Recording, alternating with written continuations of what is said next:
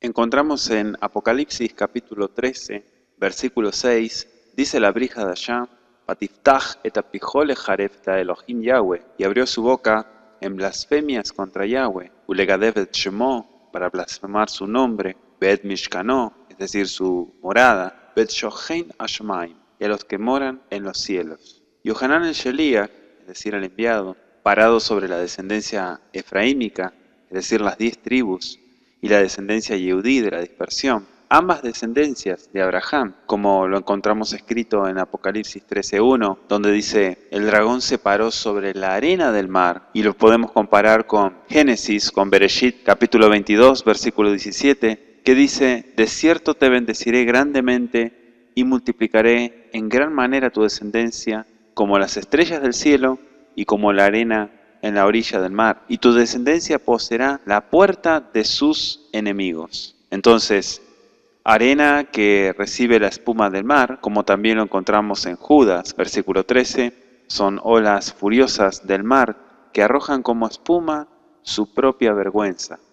Estrellas errantes para quienes la oscuridad de las tinieblas ha sido reservada para siempre. Yohanan, como dijimos, Yohanan Sheliach, él ve subir del mar los goim, es decir, las naciones, los gentiles, los paganos. Y en Apocalipsis, capítulo 17, versículo 15, dice claramente, y me dijo, las aguas que viste donde se sienta la ramera son pueblos, multitudes, naciones y lenguas. Una descomunal bestia, Yahshua HaMashiach le reprenda, la cual simboliza la más poderosa, gentil por supuesto, es imposible que sea israelita, organización humana, imperial séptuple, gobernada por el espíritu de sus máximos líderes históricos, Nimrod, Faraón, Nabucodonosor, Jerjes, Alejandro, César Augusto y el papado. Este es la cabeza herida, los cuales obligadamente necesitan estar sustentados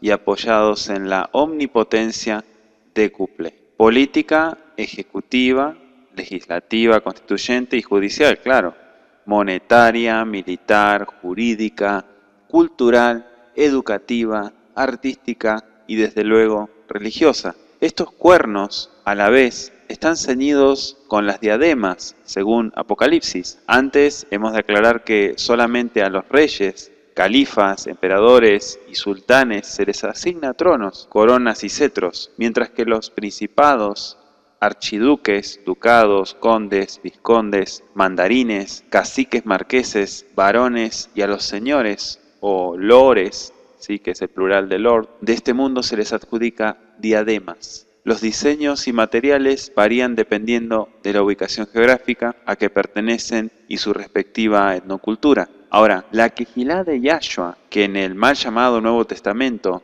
le nombra la iglesia sostiene una lucha ideológica en este mundo contra esta bestia, que ya fue escrito en Efesios capítulo 6, versículo 12. Leemos en la Brit Hadashah, en el texto dice, Kiloim bazar badal milhamar lanu, que nuestra lucha no es contra carne y sangre, al-himalufim beilim shaliteret esmal plia, sino contra principados, contra potestades, contra los poderes de este mundo de tinieblas. Y termina el pasuk diciendo, contra las huestes, es decir, los sheidim, y Yahshua HaMashiach las reprenda, de maldad en las regiones celestiales. Llegó la hora de asumir el reto. Si usted se considera parte de la dichosa congregación elegida de Kadoshim, amado, equípese con toda la armadura de Yahweh, no se quede inerte, pues no hay tiempo que perder. Dice en Efesios 5:14 claramente, Kum leja, despertaos, seguirá pendiente la delineación descriptiva sobre la bestia. Vamos a detallar desde su boca. Dice, y abrió su boca en blasfemias contra Yahweh. Esto es poco después del diluvio de Noé. Nimrod se hizo, dice Génesis 10:9, vigoroso cazador de almas delante de Yahweh. Y fundó, claro, el protoimperio de la Babel arcaica. Desde entonces, y pasándose a través de los siglos por los sucesivos imperios mundanos, egipcio, caldeo, asirio, babilónico, medo-persa, helénico, griego y romano, hasta nuestros actuales días, en la que se ha dado la coronación y entronización de Benedictus XVI.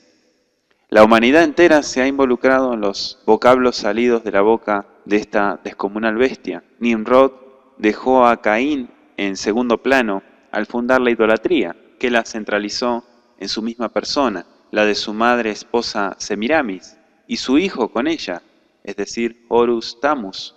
Aquí arranca el concepto de Trinidad. Al presente, doctrina firme del cristianismo, al alcanzar la nombradía de héroe y titán, en breve lapso alcanzó la máxima altura de la divinización en vida. De este modo, instauró el culto anti-Yahweh al trastocarlo por el suyo, egolátrico, megalómano, arrastrando masas por conducto de festivales paganos que tuvieron que inventar, a cual más fabulosos por míticos motivos de celebridad, a través del atractivo ambiental de los banqueteos, bailes, borracheras y orgías, instituyendo desde entonces la oposición contra Yahweh y contra todo lo que tenga relación o pertenencia a Yahweh, cuya Torá primitiva hoy es llamada Torá oral, principiando con Nimrod y después de él, los reyes de los gentiles aprendieron la lección que para mantener sometidas las almas a sus regímenes despóticos era necesaria una campaña publicitaria basada en seres celestiales eternales, sobrenaturales y superdotados, cuyo dominio abarca todo en los cielos y la tierra, cuya voluntad era decretada y gobernada a través de sus cuerpos de morada terrenal. Los reyes, cuya soberanía era asegurada con un ejército excelentemente organizado y entrenado, claro, y cuyo exigente culto era celebrado por la clase sacerdotal, tal cual como usted lo oyó. Financiado este aparato estatal por un indispensable tesoro, enriquecido a través de despojos de guerra y pesados tributos a los vencidos. Por tanto, era necesario y obligado que se diera fundamento a toda una amplia gama de tales seres poderosos, un Dios soberano y dioses subalternos, identificados por nombres, con sus respectivas escalas jerárquicas y atribuciones específicas, de lo que actualmente han constituido los conocidos panteones y mitologías universales, pero especialmente los de los grandes imperios de la historia. Los 7 ya enumerados, nombres introducidos, enseñados e inculcados por sus maestros. Los sabios, que realmente eran magos, hechiceros y astrólogos, literatos y filósofos, imágenes esculpidas o pintadas por hábiles artistas, y sus evocaciones custodiadas, retocadas y perpetuadas por las reales academias de la lengua de las naciones, encargándose la misma humanidad de darles vigencia, existencia y validez a tales nombres y conceptos, como ya dijimos, idolátricos y mitológicos. Dice Apocalipsis capítulo 13, versículo 7, también le fue dada potencia sobre toda tribu y nación y lengua y gente, cumpliéndose así lo que está escrito, que reyes y moradores de la tierra, juntos y unidos contra Yahweh, Yahshua HaMashiach, como lo leemos profetizado también en Tehilim, en los Salmos, capítulo 2, versículos 1 al 2, que dice, ¿por qué se sublevan las naciones y los pueblos traman cosas vanas? Se levantan los reyes de la tierra y los gobernantes traman unidos contra Yahweh y contra su ungido. Los primeros fornicando con la gran ramera y los segundos embriagados, es decir, borrachos, del vino de su prostitución, como lo podemos ver en Apocalipsis capítulo 17, versículo 2. La idolatría no puede mantenerse sin la magia. Los dos son coexistentes y la sustenta el dragón, Yahshua HaMashiach la reprenda. Sin hechicería son inertes los ídolos. Deben manifestar poder sobrenatural.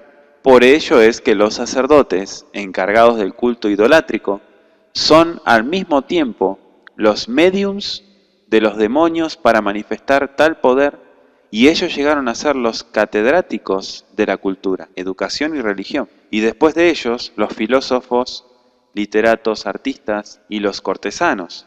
Como dijimos, sin hechicería poderosa no hay idolatría poderosa. Por lo tanto, un imperio, es decir, una potencia, no puede sostener su poder. Nuestra actual época de democracia y libertades que cada día están siendo minadas hasta que las logren destruir, claro, por las fuerzas tenebrosas de las tinieblas, están preparando el camino a una idolatría y hechicería de imposición final en el llamado nuevo orden mundial, Novus Ordo Seclorum, y los contemporáneos pontífices y sacerdotes del culto idolátrico son hoy los cabecillas y miembros de las sociedades o hermandades secretas, los Illuminati. Para informarse sobre esto puede usted también buscar vínculos sobre el tema del papado. El objetivo de esto, mis queridos apreciados ajim, es entender el significado de las blasfemias salidas de la boca de la bestia que salió del mar, la vocación, las dicciones que constituyen el vocabulario, la boca del dragón, la boca de la bestia que subía de la tierra, que quiere suplantar imitando como un hábil impostor al Cordero, Yahshua HaMashiach. Esto es con el título de Vicarius Filii Dei.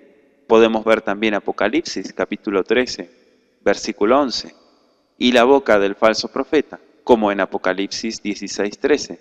Este es el falso Elías, que lamentablemente la simpleza de la gente y de sus traicioneros y cobardes pastores que les están acomodando la mente, han creído que un incircunciso anti-Brit Milá, un comilón y bebedor de inmundicias, anti-Kashrut, anti-Shabbat, pro-dominguismo, todo un verdadero y fiel anti-Torá, va a llegar a ser el reaparecimiento del genuino profeta Eliyá, quien de acuerdo a nuestra tradición hebrea se presenta en Ruach, en la ceremonia de Brit Milá. Supervisa al pueblo de Israel cada Shabbat, se presenta el Seder de Pesa cada 14 de Nisan, que además de esto se infiere que nos demostró que el método farisaico es el veraz para la cuenta del Omer. Al detener la mortandad, el Yom, el día 33, fecha sujeta al 19 de Iyar, señal imposible de rememorar en el errático y demoníaco conteo por el método saduceo samaritano caraíta, otra prueba de la veracidad del método farisaico es que el Yom Yerushalayim, el día 43 del Omer, fecha sujeta al 28 de Iyar, inicia la sexta y última Shavua, es decir, la última semana profética, no literal, es decir, en directa relación con la creación, en que la novia se atavía para su hatán, para su novio, y recibir el compromiso de desposorio y la ketubá, que es el certificado matrimonial. Podemos verlo también en Apocalipsis, capítulo 21, versículo 2. Infelices las vírgenes, las doncellas fatuas, que descuidaron su aceite por esperar erróneamente, fuera de la certera fecha, al hatán. Se quedaron para siempre en el patio de los gentiles. Vamos a ver qué nos dice Mateo, capítulo 10, versículo 1 al 13. Dice así: entonces, llamando a sus 12 discípulos, les dio potestad contra los espíritus inmundos, para que los echasen fuera y sanasen toda enfermedad y toda dolencia. Y los nombres de los 12 apóstoles son estos. El primero, Simón, que es llamado Kefa, Andrei, su hermano, Jacob de Sabdai, Johanán, su hermano, Felipe, Bartolomé, Tomás, Mateo el publicano, Jacobo, hijo de Alfí, Leveo, por sobrenombre Tadeo, Tadai, Simón el cananita, y Eudá Iscariote, quien también le entregó. A estos 12 envió Yahshua y les mandó diciendo: no vayáis por camino de gentiles, es decir, de paganos, y no entréis en ciudad de samaritanos, sino id antes a las ovejas perdidas de la casa de Israel. Y yendo predicad diciendo, el reino de Shammai se ha acercado. Sanad enfermos, limpiad leprosos, resucitad muertos, echad fuera demonios, de gracia recibisteis, dad de gracia. No os proveáis oro, ni plata, ni cobre en vuestras bolsas, ni alforja para el camino, ni 2 túnicas, ni calzado, ni bordón, porque el obrero digno es de su salario. Y en cualquier ciudad o aldea donde entréis, inquirid quién en ella sea digno, y quedaos allí hasta que salgáis. Y cuando entráis en una casa, saludadla. Y si la casa fuere digna, vuestra paz vendrá sobre ella. Mas si no fuere digna, vuestra paz se volverá a vosotros.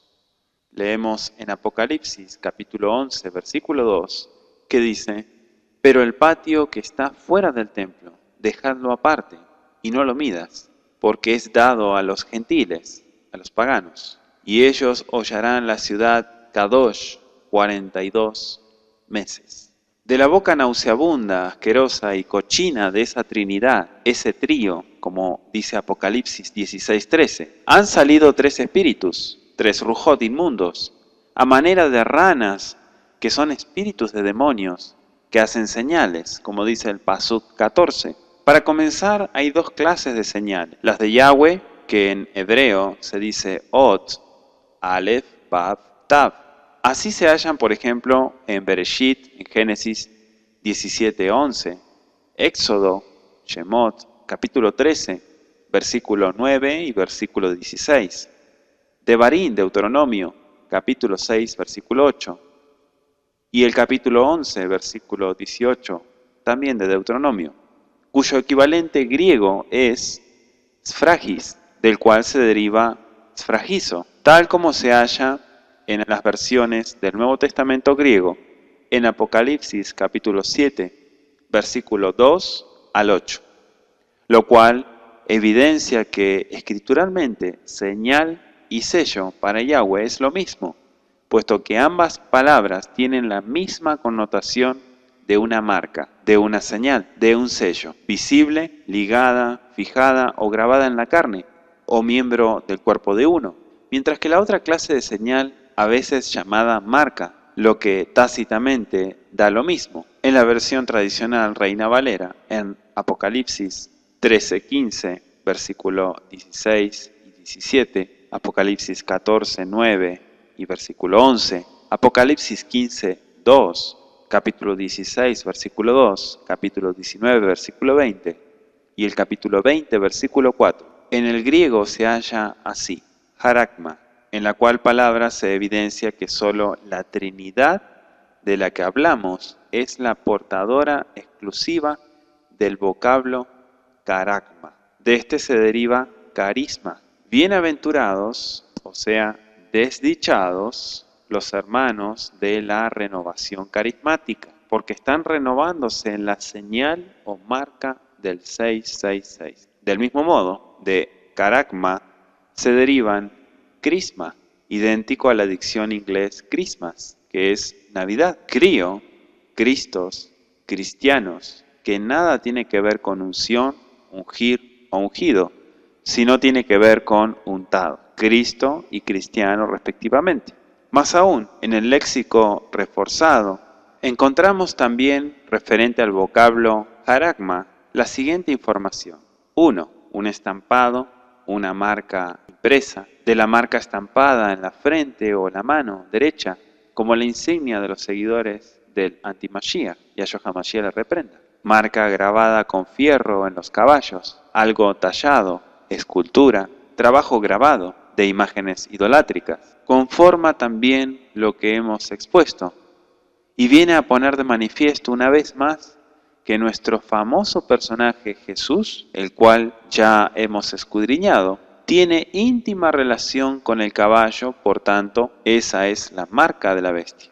Sella de una vez por todas la intrínseca vinculación con las esculturas o cualquier tipo de imagen de ídolos. Vamos a Hechos, capítulo 17, versículo 29. Dice así: siendo pues linaje de Elohim, no debemos pensar que la divinidad sea semejante a oro, o plata, o piedra, escultura de arte e imaginación de hombres. Vamos a analizar los tres espíritus a manera de ranas. Cuando el pasuk, el versículo, dice que son espíritus, vamos a ubicarnos en Efesios capítulo 6, versículo 12. Las legiones espirituales, es decir, malicias en milicias. Tienen su región en los aires, o sea, la atmósfera, el oscuro aire bajo de categoría que respiran los mortales, en contraposición con el éter, que es el aire fuego alto,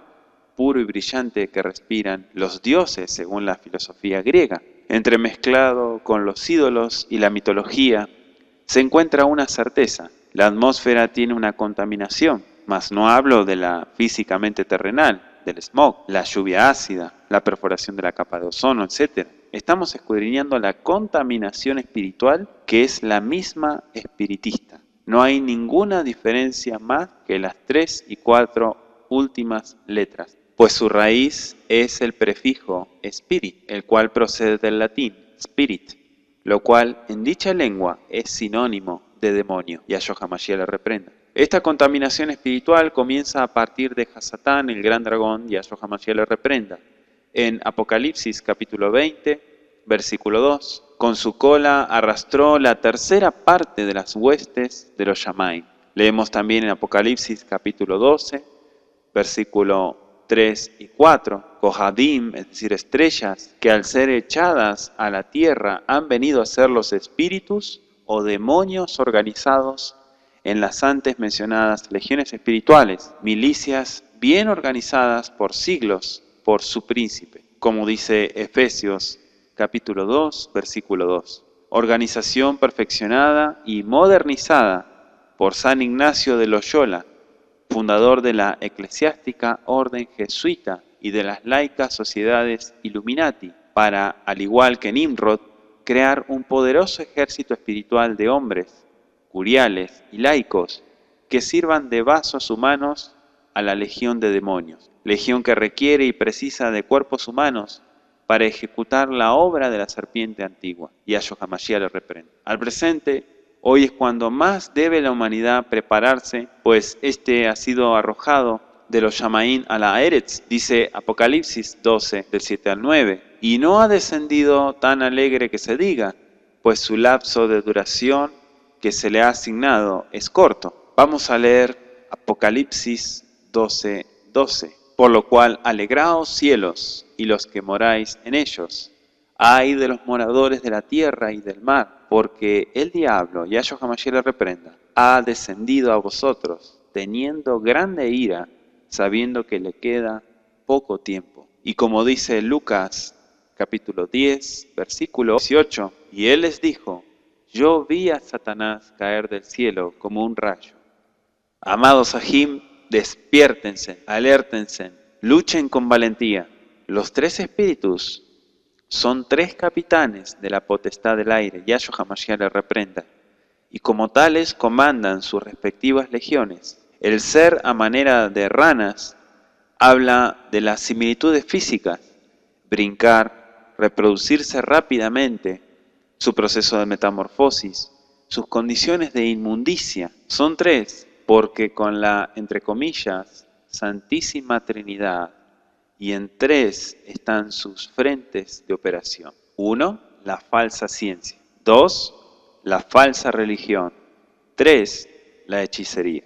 En la falsa ciencia entró la filosofía, la psicología, la psiquiatría, la teoría de la evolución, la farsa del carbono 14 y otras cosas que ya inundaron todas las cátedras universitarias, reproduciéndose en todas las ramas de la intelectualidad humana y ha abarcado todos los niveles académicos de la profesión y la docencia. En la falsa religión se hizo un cambio cosmético, una efectiva e impresionante metamorfosis del paganismo idolátrico septimperialista, brincando de imperio en imperio hasta culminarlo, cristalizándolo en el cristianismo. Protestantes evangélicos, es cierto que ustedes no tienen las estatuas y cuadros, pero tienen las imágenes vocálicas, sus mismos nombres en la boca, eso no hace ninguna diferencia, pues son hijos de la católica, pues de todos modos se contaminan al compartirlas. Y en la hechicería siempre persisten y permanecen los elementos, ritos y recursos desde la arcaica Babel de Nimrod hasta las modernizaciones que se le han hecho a toda esa amplia gama de magias, brujerías, sortilegios, encantamientos, maleficios, cábala, mística judaica, ciencias ocultas, iniciaciones, sociedades secretas, etc. Este ambiente mágico, esta condición de hechicería, este esoterismo, es la máxima inmundicia proveniente del más tenebroso abismo. Ahora, el tópico central es sobre la falsa religión y dentro de esta específicamente las blasfemias. A los cristianos se les ha enseñado que blasfemar es maldecir a Abba o al Mashiach, Yahshua, Ruach HaKodesh de Yahweh, de Yahshua, o a insultarlos o a sus nombres con palabras soeces, de ira o de despecho, burla o deshonra. Es claro que estos ultrajes son blasfémicos, pero el caso grandemente sorprendente es que todas las lenguas, en nuestro caso particular el español, contiene centenares de dicciones que a las mentes, oídos y bocas de nosotros, los existentes mortales, parecen y aparentan como vocablos correctos, inocentes, honrosos, honorables, respetables y nobles. Uno tiene que detenerse a escudriñar con seriedad y objetividad si con tales voces pueda estar uno blasfemando. No es solo el insulto, la ira, la patanería o la soecidad lo único que convierte a una palabra en blasfemia, sino si su origen etimológico es idolátrico, pagano y por lo tanto inmundo. Hemos escudriñado cómo principió la rebelión del hombre contra Yahweh, y no se mencionó la tipificada en Adán, ni en Caín, ni en la generación de Noah, sino el principio de la idolatría fundada a partir de Nimrod. Y hemos visto también cómo Yahweh, Abba Yahweh, mandó y como nuestro Adón Yahshua HaMashiach enseñó a mantener nuestra boca y por lo tanto nuestra mente y todo nuestro ser limpios para que sean instrumentos de su kavod. Durante siglos y a través de los sucesivos imperios mundanales, esquematizados y corroborados en las distintas visiones de Daniel y Yohanan, Juan, hemos percibido de estos imperios la tendencia de mantener vigente la idolatría, las ciencias ocultas, las prácticas paganas y la desobediencia a Yahweh, la sinopsis sistemática del Dios soberano, su estructura divina trina y su bien organizada jerarquía de dioses y semidioses y seres míticos que interactúan con los humanos, casi se ha mantenido invariable. Lo único que palpablemente ha ido cambiando de imperio en imperio, tal como los brincos de ranas, han sido los nombres, la ubicación capitalina y el modelaje artístico que tomaron los escultores y pintores que los plasmaron como los objetos de culto. Como ya hemos escudriñado también de los 10 cuernos de esa descomunal bestia, Yahshua HaMashiach le reprenda, nos interesa por hoy examinar 3, cada una con su respectiva rana, principalmente la cultural, ya que diremos en pocas palabras que la educativa es la aplicación de la primera a través de escuelas, colegios, liceos, institutos y universidades encaminados a la formación profesional materialista escalonada, y que la religiosa es la aplicación por conducto de las iglesias, mezquitas y otros tipos de congregaciones encaminados al adoctrinamiento, culto, edificación espiritual y ministrar absolución de pecados, tan necesaria para darle paz al alma penitente y hacerle sentir que de pecador pasa a la condición de perdonado y por lo tanto salvo.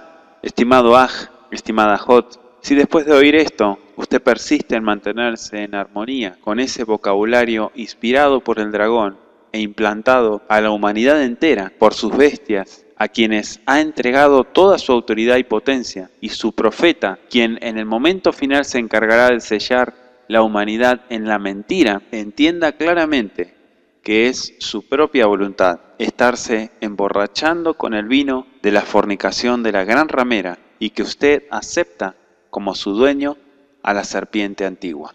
Es tiempo de salir de la mentira y creer que Yahshua es la verdad, y escudriñar las Escrituras, guardar los mandamientos, vivir en santidad, apartarse de todo lo mundano.